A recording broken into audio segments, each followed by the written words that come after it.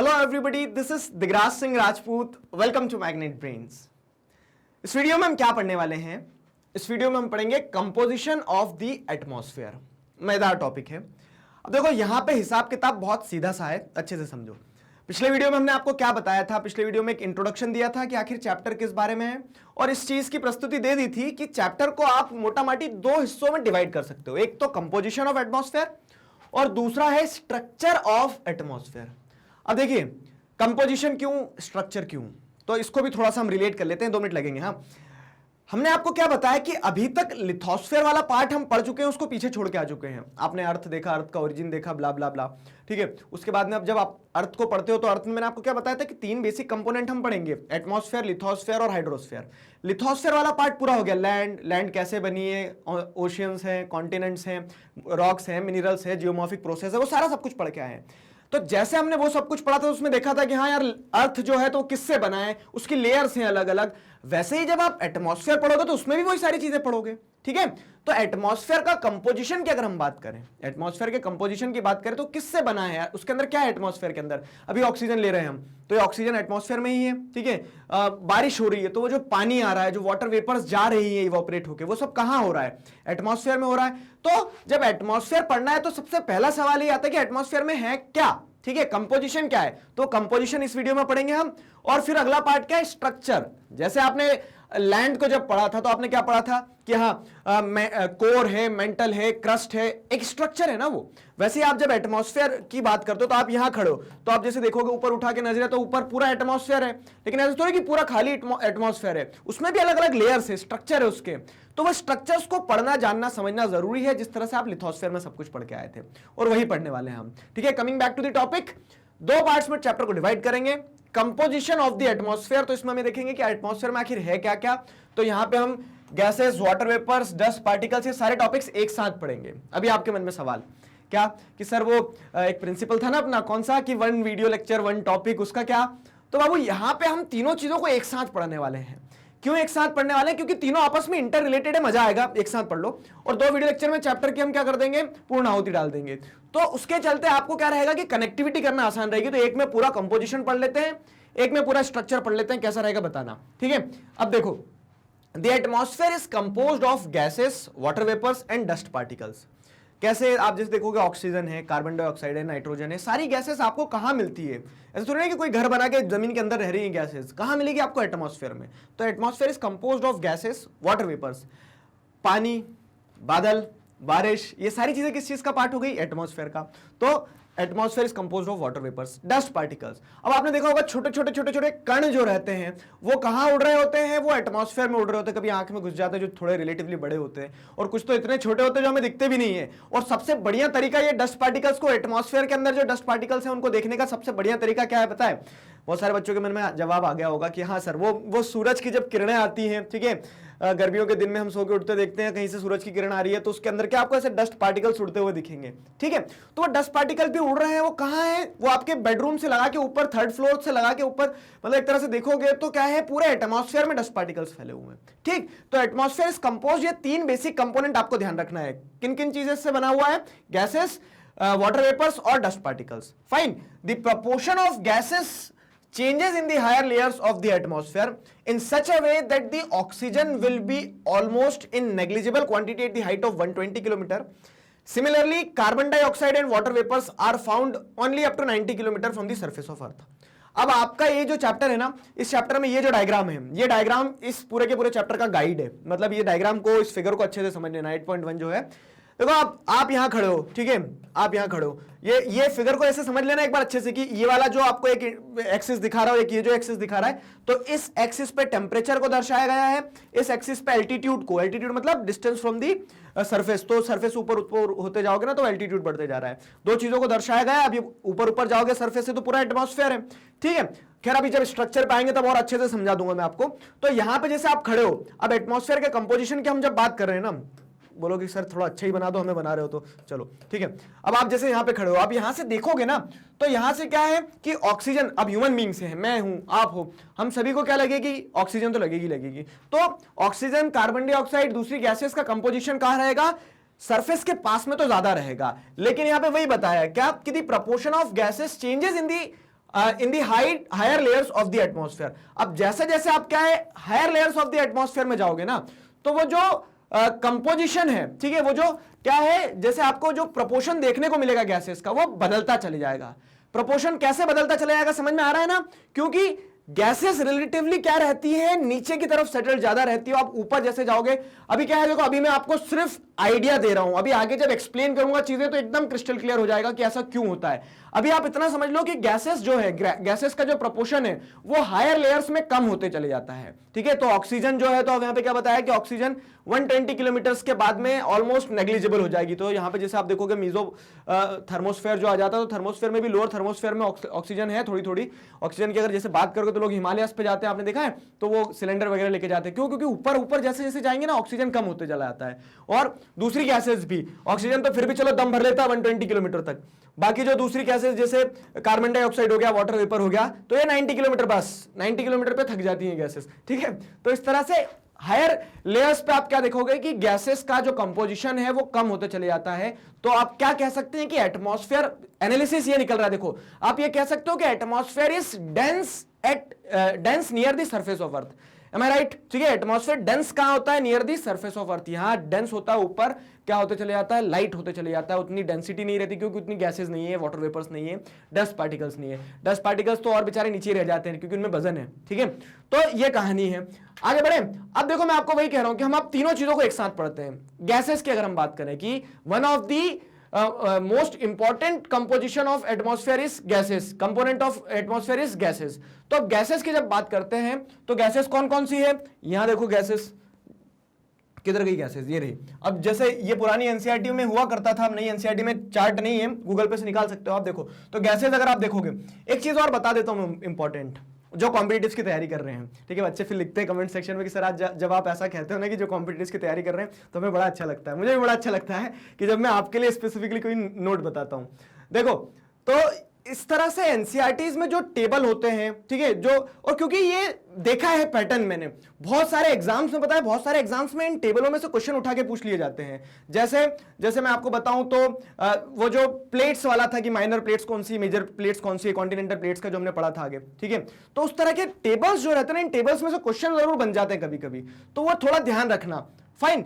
अब जैसे यहां पे क्या बताया कि कंस्टिट्यूएंट बताया गया है कि कंपोजिशन जो है एटमॉस्फेयर का, उसके अंदर गैसेस हैं। अब गैसेस का भी कंपोजिशन कैसा है, तो आप देखोगे नाइट्रोजन जो है, तो परसेंटेज बाय वॉल्यूम देखेंगे तो 78% जो होती है नाइट्रोजन होती है एटमॉस्फेयर में, ऑक्सीजन 20% होती है, आर्गन होती है 0.93%, कार्बन डाइऑक्साइड होती है 0.036%। कितना कम है ना, लेकिन ये इतनी कम होने के बावजूद भी क्या है, नाक में दम करके रखी हुई है। कैसे, अभी समझाऊंगा मैं, ठीक है। तो ये क्या हो गया, जैसे आप देखोगे बहुत सारी गैसेस हैं, हम लेकिन कुछ कुछ इंपॉर्टेंट गैसेस के बारे में पढ़ते हैं। तो carbon dioxide, carbon dioxide is meteorologically a very important gas as it is transparent to the incoming solar radiation but opaque to the outgoing terrestrial radiations. देखो, कहीं आपकी ट्रेन नहीं निकल रही, कहीं ना मेरी ट्रेन निकल रही है, तो टॉपिक्स को एक बार पढ़ना लेकिन बहुत अच्छे से पढ़ना, तो थोड़ा समय देना, मैं समझाते चल रहा हूं चीजों को। क्या है कार्बन डाइऑक्साइड इज मीटियोलॉजिकली, मीटियोलॉजिकली मतलब क्या होता है पता है, कि जो मौसम विभाग से जुड़ी हुई चीजें होती है ना मीटियोलॉजिकल, तो मीटियोलॉजिकली पूरे वेदर फिनोमिना के लिए कार्बन डाइऑक्साइड बहुत इंपॉर्टेंट है।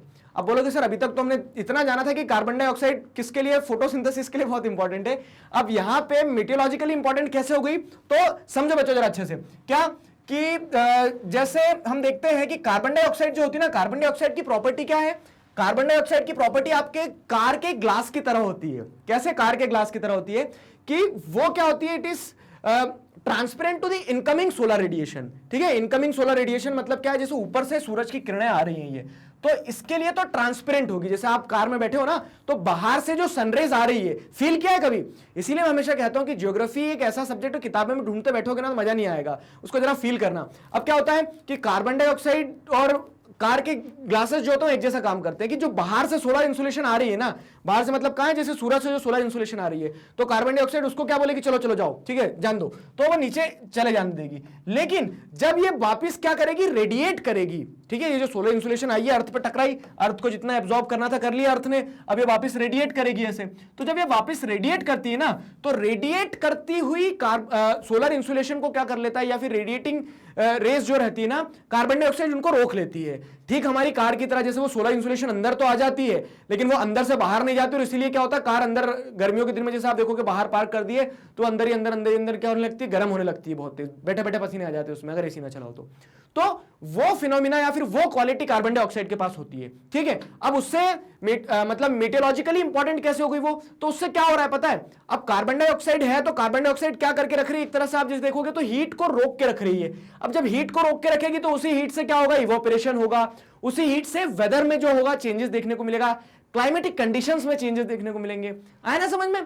तो carbon dioxide is meteorologically a very important gas as it is transparent to the incoming solar radiation but opaque to the outgoing terrestrial radiation। terrestrial radiation समझ में आया ना, जो टकराने के बाद में रेडिएट करके वापस जाती है, ठीक, तो उनके लिए ओपेक होती है, उनके लिए क्या बोलती थी, नहीं रोको जरा इनको, ऐसी कहानी रहती है। Fine, it absorbs a part of terrestrial radiation and reflect back some part of it towards the earth surface. तो इस तरह से कार्बन डाइऑक्साइड क्या करती है, जो टेरेस्ट्रियल रेडिएशन उसका कुछ पार्ट एब्जॉर्ब कर लेती है, तो इसी कारण कार्बन डाइऑक्साइड क्या कर देती है, गर्मी बढ़ा देती है एटमॉस्फेयर में। कहानी समझ पा रहे हो कि टेरेस्ट्रियल रेडिएशन जो रिफ्लेक्ट होकर वापस गई है, ठीक है, उसको कार्बन डाइऑक्साइड ने क्या कर लिया, कार्बन डाइऑक्साइड ने एब्जॉर्ब कर लिया। तो अब कार्बन डाइऑक्साइड है लेकिन उसने टेरेस्ट्रियल रेडिएशन को एब्जॉर्ब करके रखा तो गर्म है। अब जब एटमॉस्फेयर में कार्बन डाइऑक्साइड बनेगी तो उससे क्या हो जाएगा, एटमॉस्फेयर में गर्मी बढ़ जाएगी। क्यों? क्योंकि वो जो कार्बन डाइऑक्साइड है उसने बहुत सारी टेरेस्ट्रियल रेडिएशन को क्या करके रखा, अपने अंदर एब्जॉर्ब करके रखा है। ठीक है, तो इस तरह से क्या हो रहा है, इसे ग्रीन हाउस इफेक्ट कहा जाता है। ग्रीन हाउस इफेक्ट समझ में आया, ग्रीन हाउस इफेक्ट, और ये जरूरी है क्यों, क्योंकि फोटोसिंथेसिस के लिए। तो मैंने यहां पे वही पूछा है। अब आप बोलोगे कि सर ये सही है या गलत है, तो देखो हर चीज एक मात्रा में सही होती है। अगर कार्बन डाइऑक्साइड नहीं होती ना, सोचो 2 मिनट के लिए खुद ही, तो क्या होता कि तो क्या होता, देखो ऐसी कहानी रहती कुछ कि ये सूरज, ठीक है, अब सूरज ने क्या किया, सूरज ने तो सोलर इंसुलेशन पहुंचा दी बहुत सारी, और ये अर्थ का जो सरफेस था, ठीक है, अब आप तो रहे, मतलब ऐसा तो नहीं कि आप पकड़ के रोक लोगे सनरेज को, तो सोलर इंसुलेशन आती है, जितनी अर्थ को एब्जॉर्ब करना था करते, और बाकी सारी कहां होते, रिफ्लेक्ट होकर वापस आउटर स्पेस में निकल जाती। ये कहानी रहती है। और इनिशियली ऐसा ही होता है, एक प्लैनेट हमारा है अर्थ पे, जिसपे यही, मतलब अर्थ पे नहीं, एक प्लैनेट सोलर सिस्टम में है जिसमें यही फिनोमिना हो रहा है। कौन सा प्लैनेट है वो नाम बताएंगे, क्योंकि मैं पहले बता चुका हूं आपको। ठीक है, तो पहले ये सिचुएशन रहती है, अगर क्या होता है, एटमॉस्फेयर नहीं होता, अगर कार्बन डाइऑक्साइड नहीं होती तो, और इससे दिक्कत क्या होती कि एक समय पे बहुत भीषण गर्मी होती और रात के समय बहुत भीषण सर्दी हो जाती। ठीक है, बहुत भीषण सर्दी हो जाती। लेकिन कार्बन डाइऑक्साइड वगैरह जैसे है, ठीक है, अब क्या कर लिया कार्बन डाइऑक्साइड ने, सोलर इंसुलेशन जो टेरेस्ट्रियल रेडिएशन जा रही थी इसको रोक लिया, तो उससे क्या हो जाएगा, उससे ग्रीन हाउस इफेक्ट क्रिएट होगा।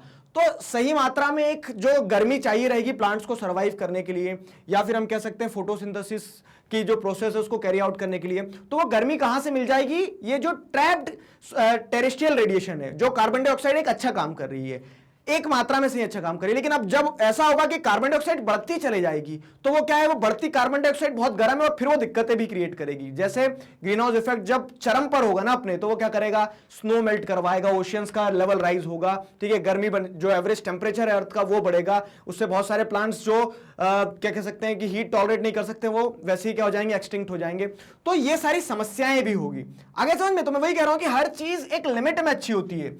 आप पढ़ाई कर रहे हो तो ऐसा नहीं कि 24 घंटे पढ़ते रहोगे, खास करके जो कॉम्पिटिटिव्स की तैयारी कर रहे हैं। एक एंटरटेनमेंट बहुत ज्यादा जरूरी है। आप एंटरटेनमेंट कैसे भी, कोई स्पोर्ट्स खेल सकता है जो कि सबसे बढ़िया तरीका होगा, सोशल मीडिया भी एक समय तक के लिए, एक हद तक के लिए ठीक है, लेकिन वो हद से ज्यादा जब हो जाएगा तो ऐसी दिक्कत आएगी। ठीक है, कहानी समझ में आई ना आपको, ये कि गैसेस जो है, तो गैसेस किस तरह से मतलब एक अर्थ किसका इंपॉर्टेंट कंपोजिशन है एटमॉस्फेयर का, उसमें कार्बन डाइऑक्साइड की जो कहानी है वो मैंने आपको समझाई। कार्बन डाइऑक्साइड की कहानी समझ में आ गई। आगे बढ़ते हैं। अब अगली कहानी क्या है, देखो अगली कहानी, ये पूरा फिनोमेना समझ में आया। The volume of other gases is constant but the volume of carbon dioxide has been rising in few past decades mainly because of burning of fossil fuels. अब क्या हो गया यहां, जैसे आप देखोगे तो गरीबी में आटा गीला हो गया। कैसे कि कार्बन डाइऑक्साइड जो है नुकसान पहुंचा रही है, आपको पता है क्यों, कैसे, क्योंकि ग्रीन हाउस इफेक्ट जब एक्सेस में होगा तो उससे टेम्परेचर बढ़ेगा। अब दूसरी गैसेस तो कांस्टेंट रहेगी, दूसरी गैसेस जितनी है एटमॉस्फेयर पे उतनी रहेगी, बढ़ेगी, लेकिन बहुत मिनिमल क्वांटिटी में बढ़ रही होगी, तो जिससे कोई ज्यादा फर्क नहीं पड़ेगा। लेकिन कार्बन डाइऑक्साइड जो है ना, उसका कंपोजिशन जो है, उसका कह सकते हैं उसका जो प्रपोर्शन है वो बढ़ता जा रहा है over the period of time. अब ये क्यों बढ़ रहा है? Due to the burning of fossil fuels. और इसका बढ़ना सही है या गलत है? तो देखो कार्बन डाइऑक्साइड सही है, एटमॉस्फेयर का पार्ट है, लेकिन जब वो ज्यादा बढ़ जाएगी तो ज्यादा क्या करेगी? टेरेस्ट्रियल रेडिएशन को ट्रैप करेगी अपने पास में, ज्यादा टेरेस्ट्रियल रेडिएशन को ट्रैप करेगी, ज्यादा टेम्परेचर बढ़ेगा, वो टेम्परेचर बढ़ेगा, उधर आइस मेल्ट होंगे, उधर पोलर बियर बेचारे डूब जाएंगे सारे। तो कितनी सारी समस्याएं हैं, मतलब जोक्स अपार्ट, लेकिन मैं आपको बता रहा हूं कि सीरियसनेस समझो जरा उस चीज को, ठीक है। तो वॉल्यूम जो है, नो डाउट अर्थ के एटमॉस्फेयर के कंपोजिशन की जब हम बात करते हैं तो उसमें गैसेज होती है, गैसेज में कार्बन डाइऑक्साइड होती है, कार्बन डाइऑक्साइड के प्रोज एंड कॉन्स आपको सब बता दिए मैंने।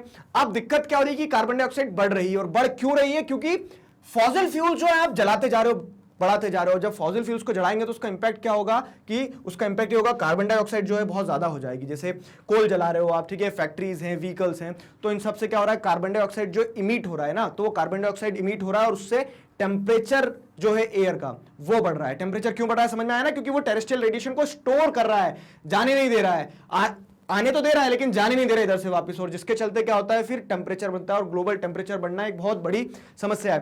क्या होता है कि हम मतलब ये भी एक बहुत बड़ी बात है, लेकिन हम इन छोटी छोटी चीजों में उलझे हुए रहते हैं कि किसने क्या ट्वीट कर दिया, ये वो सारी चीजें। लेकिन इन मुद्दों पे भी हमें कंसर्न जताना बहुत ज्यादा जरूरी है। जब आप पढ़ते हो ना तो आपको क्यों पढ़ाया जाता है स्कूल में, पता है, ताकि आप इन चीजों पे कंसर्न दिखाओ।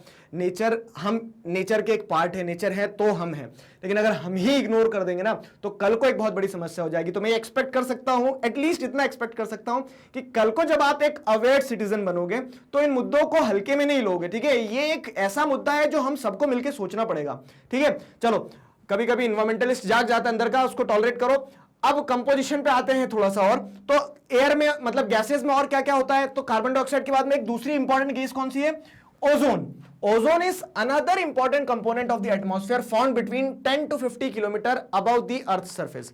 अब देखो ये जो किलोमीटर लिखे हैं ना, तो स्ट्रक्चर का थोड़ा सा एक आइडिया दे देता हूं मैं आपको।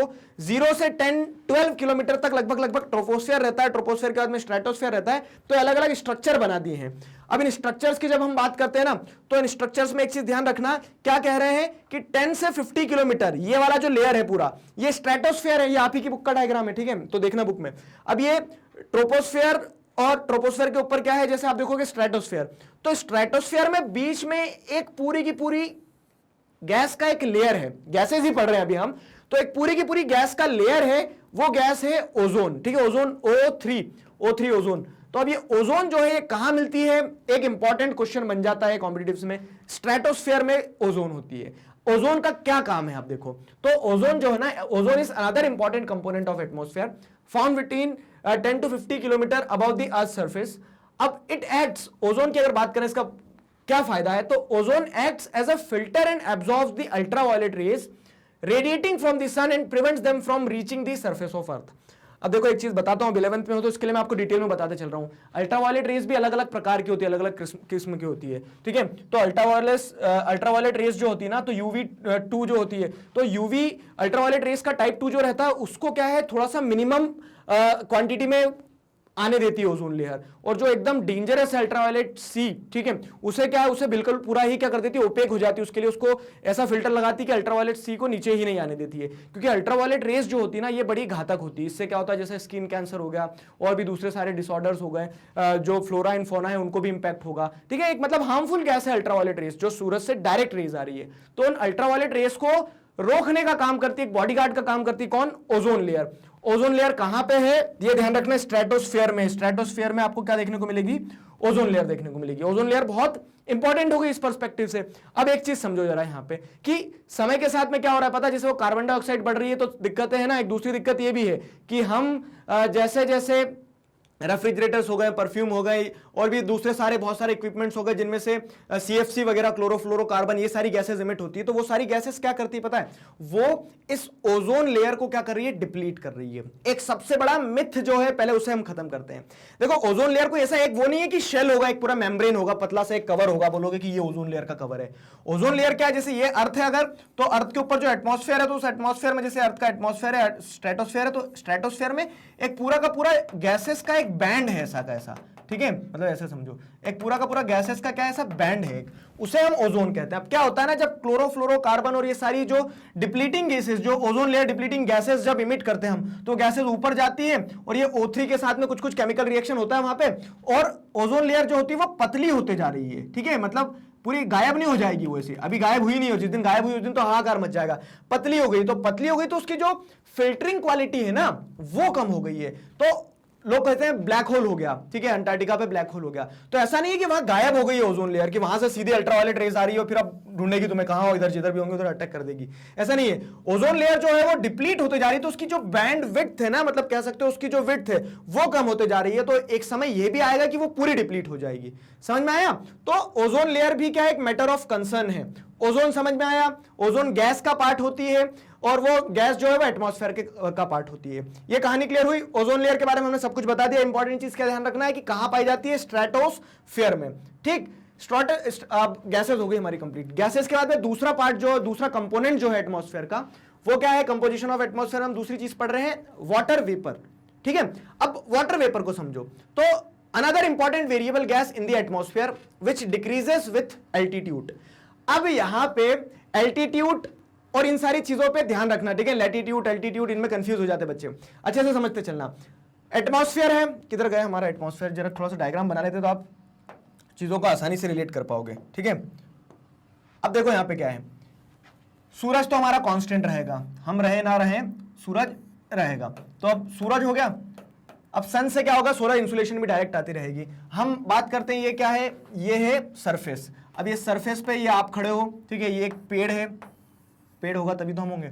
अब क्या हो रहा है कि यहां से जैसे सोलर इंसुलेशन जो आ रही है, ठीक है, ये सोलर इंसुलेशन जो आ रही है, तो ये सोलर इंसुलेशन आ रही है और ये ऐसा एक मैं एक ये डायग्राम ये भी बना देता हूं। ये पूरा कवर जो है ये क्या है, एटमॉस्फेयर है, ठीक है, ये एटमॉस्फेयर हो गया हमारा, ठीक है, ये एटमॉस्फेयर हो गया। तो अब एटमॉस्फेयर में जैसे आप देखोगे तो मैंने बताया एक कंपोनेंट तो क्या है, तो एक कंपोनेंट जो इंपॉर्टेंट रहता है तो क्या कर दिया उसको हमने, जैसे CO2 हो गया, O2 हो गया, ठीक है, ऊपर जैसे जाओगे तो यहाँ पे क्या हो जाएगा, एक O3 हो जाएगा, O3 मतलब ओजोन हो गया। तो गैसेज हैं। अब दूसरा इंपॉर्टेंट कंपोनेंट क्या होता है पता है, जैसे यहाँ तालाब भी है, दूसरा इंपॉर्टेंट कंपोनेंट क्या होता है, तालाब पे से क्या उठ रहा है, तालाब पे से जैसे आप देखोगे तो वाटर वेपर्स उठ रहे हैं, ठीक है। तो ये वाटर वेपर जो है ये क्या है, गैस के फॉर्मेट में रहने वाले हैं, ठीक। ये यहाँ पे क्लाउड भी बना देते हैं हम एक, फाइन। तो ये वाटर वेपर जो ऊपर उठ रहे हैं ना, ये क्या है, वाटर वेपर्स भी एक तरह का एटमॉस्फेयर का ही पार्ट हुआ। समझ में आ रहा है ना कैसे वाटर वेपर एटमॉस्फेयर का पार्ट होगा। जब तक वो पानी है तब तक तो किसका पार्ट रहेगा, जब तक वो पानी तब तक हाइड्रोस्फीयर का पार्ट रहेगा। अभी एक यूनिट पढ़ेंगे पूरा हाइड्रोस्फीयर, ये यूनिट खत्म करने के बाद में तब फिर से पानी से मिलेंगे हम। लेकिन ये पानी जब अपना स्टेट चेंज कर लेता है due to the solar insulation और गैस बन के उड़ रहा होता है, तो वो उड़ के कहां जाएगा, एटमॉस्फेयर में तो रहेगा ना, ऐसा तो नहीं सूरज के पास ही पहुंच जाएगा। तो एटमॉस्फेयर में है, उसका फॉर्म क्या है, वो गैस नहीं, वो एक तरह का वाटर वेपर है। पानी उसके अंदर भी है लेकिन पानी गैसियस फॉर्म में है। तो water vapour is another important component of atmosphere. समझ में आया? Another important component of atmosphere क्या है, वाटर वेपर है। वाटर वेपर दूसरा इंपॉर्टेंट कंपोनेंट हो गया किस चीज का, एटमॉस्फेयर का, ठीक है। तो water vapour is another important variable gas in atmosphere which decreases with altitude. Decreases with altitude में क्या है, कहानी सीधी सी कि ये अर्थ है, तो अर्थ से जैसे जैसे आप ऊपर जाते जाओगे वही वाली कहानी है। तो ऊपर जाते जाएंगे तो हम आपने क्या क्या पढ़ा है, अच्छा एक चीज बहुत इंटरेस्टिंग इंटरप्रिटेशन निकालते हैं हम कि हम जैसे जैसे अर्थ सरफेस से ऊपर जाते हैं, जैसे जैसे क्या होता है, एल्टीट्यूड बढ़ता है। तो क्या एल्टीट्यूड के साथ में किसका रिलेशन पढ़ते हैं हम, टेम्परेचर का, ठीक है। तो as we go up temperature decreases, ठीक है। वही कहानी यहां पे भी है वाटर वेपर के साथ में। As we go up water vapours decreases, the amount of water vapour, the composition of water vapour, proportion of water vapour decreases. दोनों चीज ध्यान रहेगी ना, इनवर्सली प्रोपोर्शनल है, वाटर वेपर भी और टेम्परेचर भी, ठीक है। तो क्या हो रहा है कि जैसे जैसे आप ऊपर जाओगे तो वेरिएबल गैस जो एक वाटर वेपर है, वाटर वेपर एटमॉस्फेयर में है, ठीक है, विच डिक्रीजेस विथ एल्टीट्यूड। एल्टीट्यूड के साथ साथ में लैटिट्यूड पे भी डिक्रीज होता है। अभी लैटिट्यूड अभी नहीं बता रहा हूं, कंफ्यूज हो जाओगे। अभी इतना समझ लो बस कि जैसे जैसे जमीन से ऊपर जाओगे वाटर वेपर जो है उसका जो प्रपोर्शन है वो कम होते चले जाएगा। अब बोलोगे सर कैसी बात कर रहे हो, क्यों? क्योंकि बादल तो ऊपर ही बनते ना, जहां ज्यादा प्रपोर्शन होगा वही बादल बनेगा। बादल के ऊपर जाओगे तो क्या होगा, और कम होते चले जाएगा प्रपोर्शन, ठीक है। इस पर्सपेक्टिव से कहा जा रहा है, ठीक। तो in the warm and wet tropics it may account for 4% of the air by volume, ठीक है। while in the dry and cold areas of desert and polar region it may be less than 1% of the air। ये point भी अच्छे से समझ लो। यहां तक कहानी समझ में आई ना कि एटमॉस्फेयर है, एटमॉस्फेयर में वाटर वेपर है, और वाटर वेपर की भी सीधी सी कहानी क्या है कि जैसे जैसे आप ऊपर जाओगे, जैसे जैसे आप ऊपर जाओगे तो क्या होते चला जाएगा, वाटर वेपर का कंपोजिशन कम होते चले जाएगा। अभी एक डाउट रहेगा होगा कि सर क्यों कम हो जाएगा? तो देखो उसके पीछे सीधा सा कारण क्या है कि जो इवोपरेशन हो रहा है ना, तो वो इवोपरेशन जब होता है तो इवोपरेशन के बाद में क्या होता है, इवोपरेशन हुआ, फिर इवोपरेशन के बाद में आप क्या देखोगे, वाटर वेपर्स गैस के फॉर्म में ऊपर जाएंगे, कंडेंस हो जाएंगे, कंडेंस होने के बाद में फिर वो नीचे ही प्रेसिपिटेट करेंगे, ऊपर नहीं जाएंगे, ठीक है, वो कारण हो गया हमारा। फिर उसके बाद में एक चीज और यहाँ पे इंटरेस्टिंग क्या बताई गई है कि जो वाटर वेपर का कंपोजिशन होता है ना, वो भी अर्थ सरफेस के ऊपर इवन नहीं है।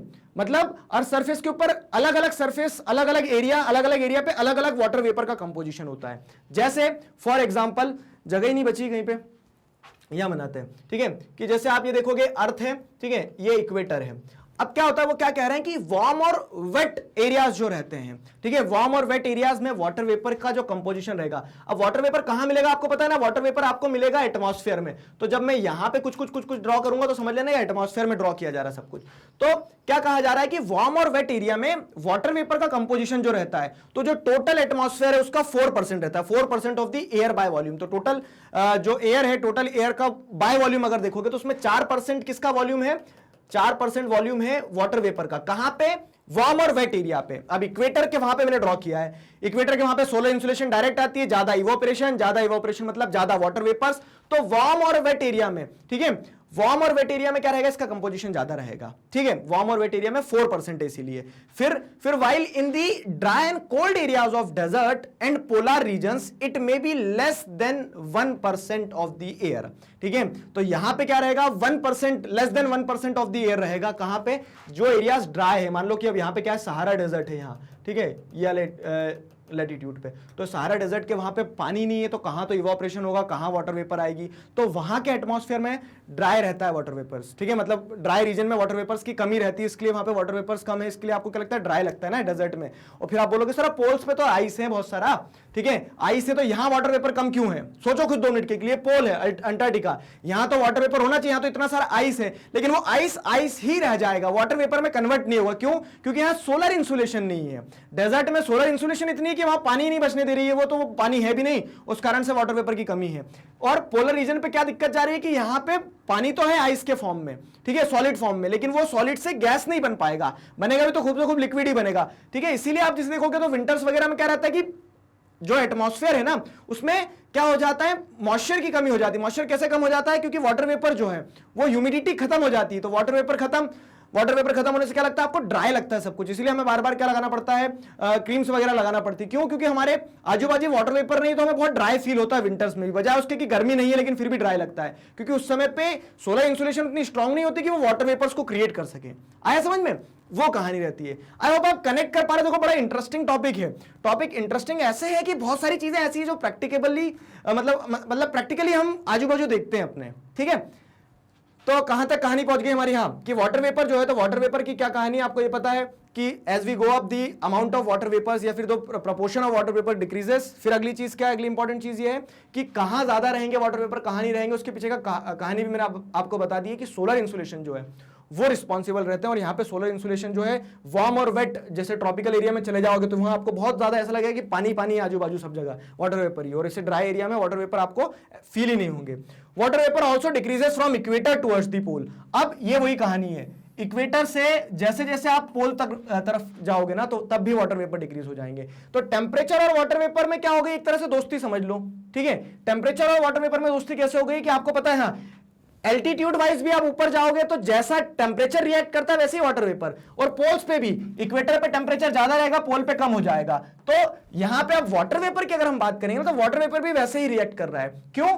क्योंकि इक्वेटर पे क्या रहेगा, सोलर इंसुलेशन ज्यादा इवोपरेशन, ज्यादा वाटर वेपर्स का फॉर्मेशन, सारी चीजें पोल्स पे कम रहेगा। तो उसी कंटेक्स्ट में क्या है कि जैसे जैसे आप इक्वेटर से पोल्स की तरफ जाओगे तो क्या हो जाएगा, वाटर वेपर डिक्रीज हो जाएंगे, ठीक है। तो हम क्या कंक्लूड कर सकते हैं, यहां पे एक लाइन बोलूंगा, समझना अच्छे से। हम ये कंक्लूड कर सकते हैं ना कि with the increasing altitude and latitude the proportion या फिर the composition of water vapour decreases. Is that clear? इतना समझ में आया? अब आगे अगली चीज क्या समझो। देखो वाटर वेपर जो है, water vapour absorbs part of insulation from the sun and preserves the earth's radiated heat.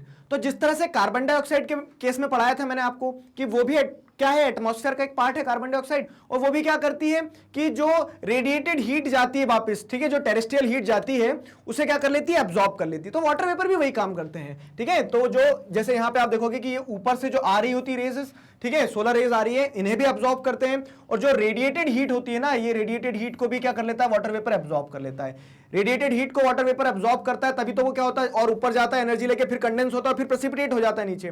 तो उस तरह से ये भी क्या काम कर रहे हैं, it acts like a blanket allowing the earth neither to become too cold nor too hot, ठीक है। ये पॉइंट बहुत अच्छे से समझ लो आप कि एटमॉस्फेयर होना बहुत ज्यादा जरूरी है। एटमॉस्फेयर अगर नहीं होगा ना अर्थ पे तो दिक्कत क्या होने वाली है, एटमॉस्फेयर नहीं होगा तो 2 मिनट के लिए समझो यहां पे दिक्कत क्या जाएगी।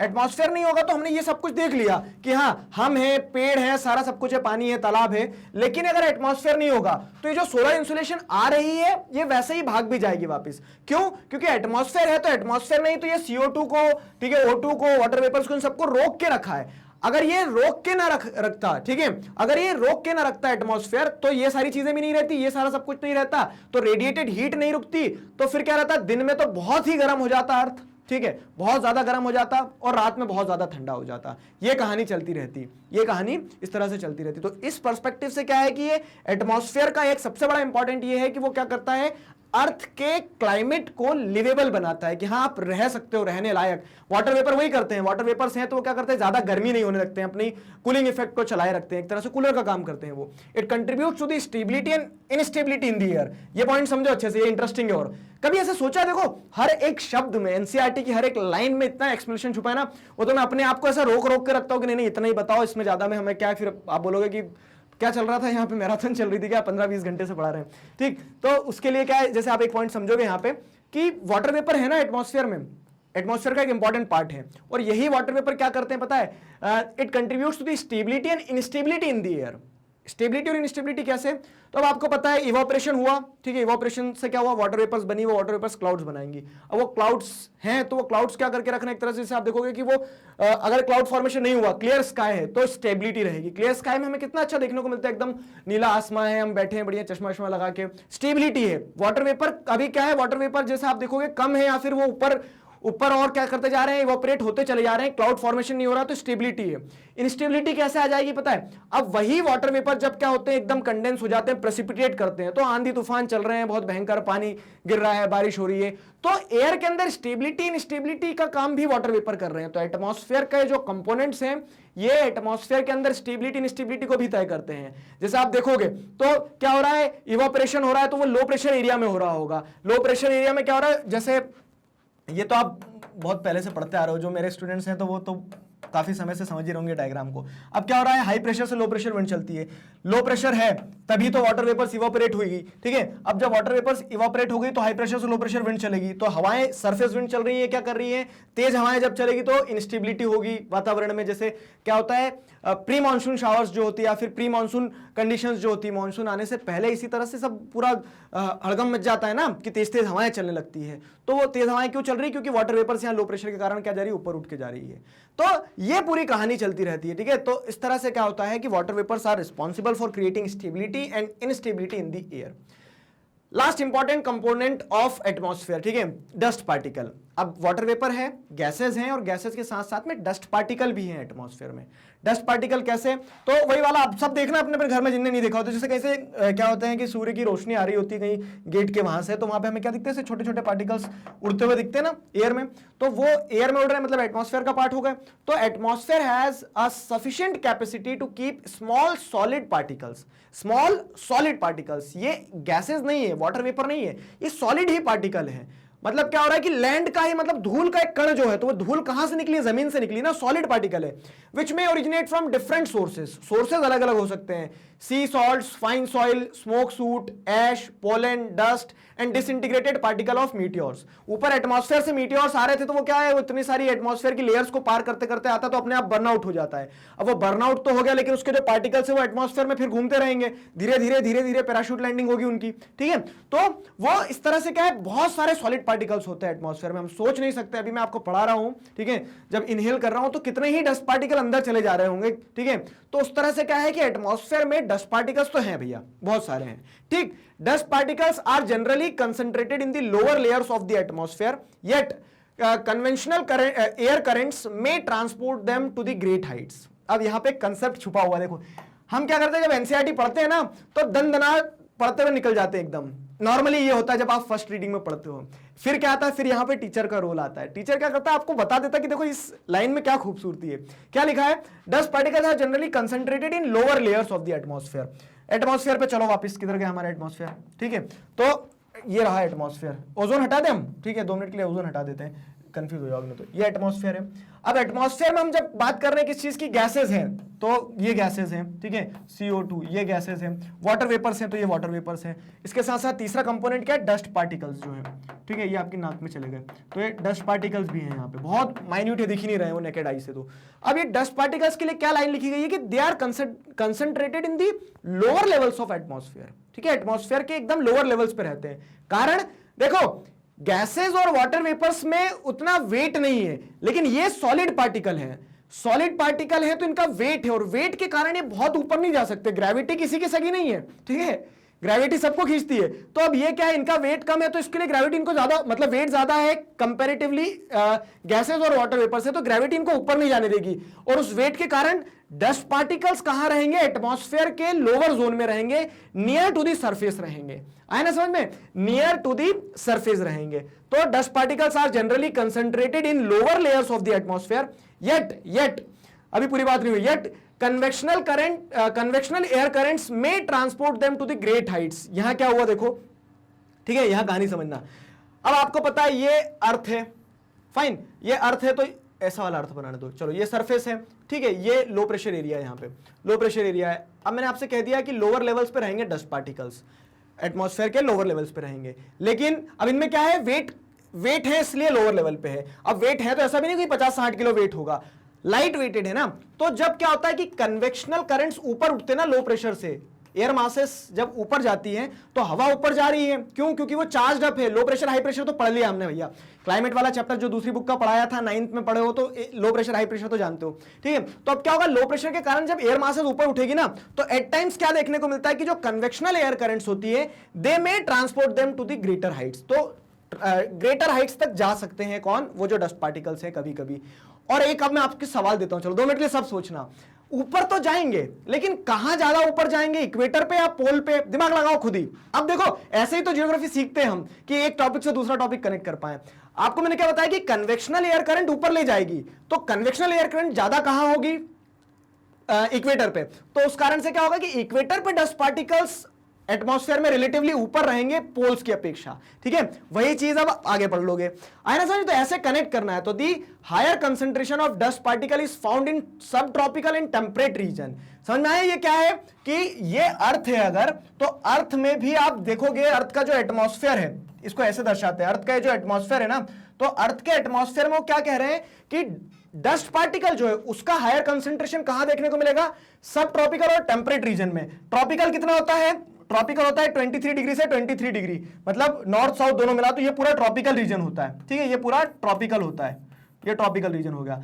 अब यहां एक बैंड पतला सा सब ट्रॉपिकल का होता है और ऊपर टेम्परेट होता है 66 डिग्री तक। तो इस रीजन में क्या रहेगा, डस्ट पार्टिकल का कंसंट्रेशन हाई रहने वाला है, ठीक है, दोनों नॉर्थ में भी और साउथ में भी। और वहीं पे इक्वेटर पे डस्ट पार्टिकल का कंसंट्रेशन कम रहेगा। 2 मिनट के लिए खुद सोचो ऐसा क्यों होगा। ऐसा इसलिए होगा क्योंकि क्या रहता है ना, जैसे हाँ देखो बहुत इंटरेस्टिंग कंसेप्ट है यहां पे भी एक और।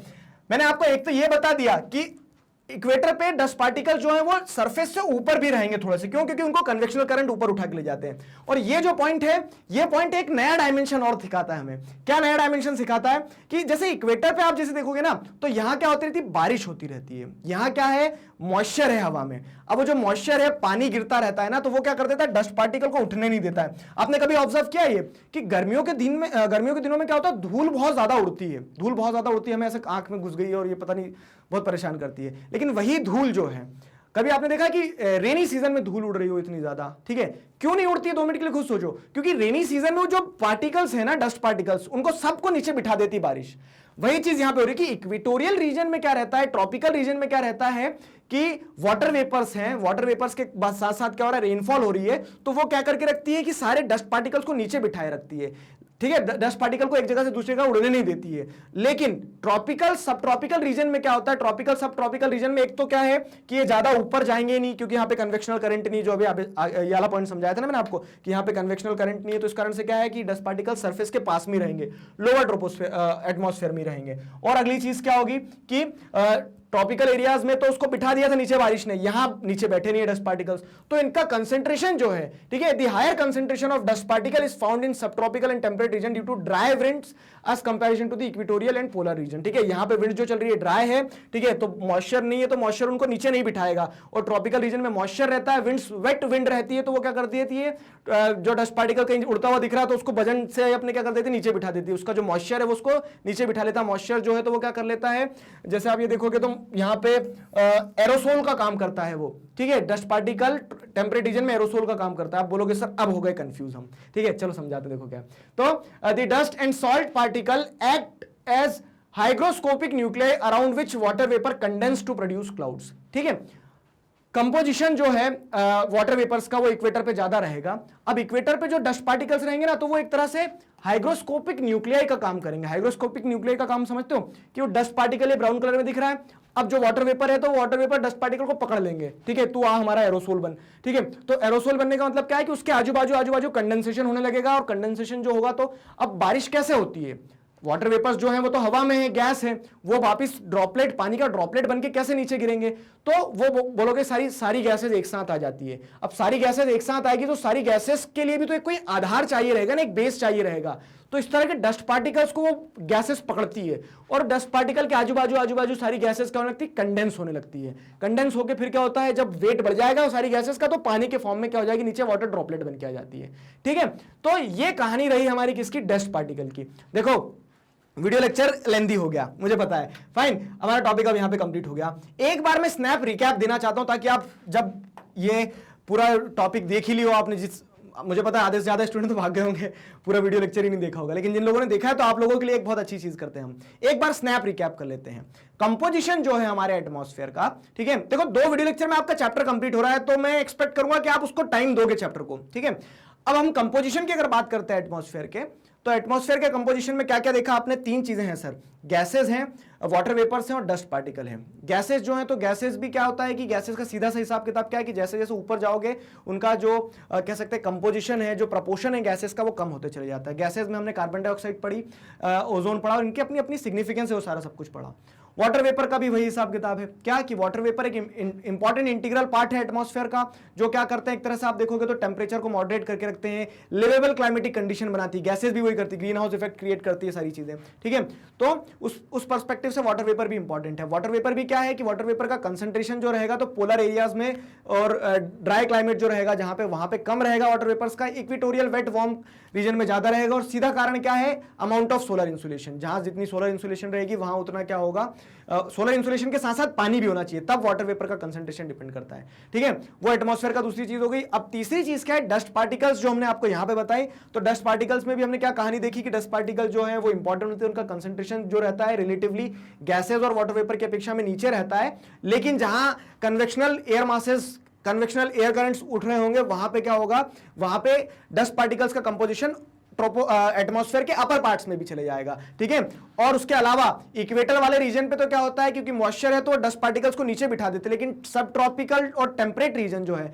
वहां पे आपको कंसंट्रेशन डस्ट पार्टिकल्स का हाई देखने को मिलेगा। एक सवाल आया होगा आपके मन में, सर पोलर रीजन पे क्या रहते हैं डस्ट पार्टिकल, तो फिर कहानी समझो जरा। ठीक है, यहां पे तो क्या होगा, जैसे ट्रॉपिकल रीजन जो है, ठीक है, ये ट्रॉपिकल रीजन पे तो डस्ट पार्टिकल्स को नीचे बिठा देगा कौन, मॉइस्चर, वहां पे वेट विंड्स है, पानी है। ये जो रीजन रहेगा सब ट्रॉपिकल और टेम्परेट, यहां पे क्या है, ड्राई विंड्स है, तो ड्राई विंड्स में खूब उड़ रहे होंगे, ठीक है, डस्ट पार्टिकल्स, तो यहां पे कंसंट्रेशन ज्यादा रहेगा, हायर कंसंट्रेशन रहेगा डस्ट पार्टिकल्स का। फिर अगर पोलर रीजन की बात करेंगे ना, तो यहां इतना ठंडा है कि जो डस्ट पार्टिकल्स है वो उनके ऊपर क्या जम जाएगी, आइस, तो वहां पे आपको आइस क्रिस्टल्स देखने को मिलेंगे, ना कि क्या बोलते हैं, डस्ट पार्टिकल्स देखने को मिलेंगे। आया ना समझ में? So this was all about the wonderful topic composition of atmosphere. कैसा लगा? ठीक है, ये जरूर बताना हमें कमेंट सेक्शन में। तो आई होप सारे आपके डाउट्स क्लियर कर दिए हैं, और कुछ रह भी गया है तो feel free to ask in comment section.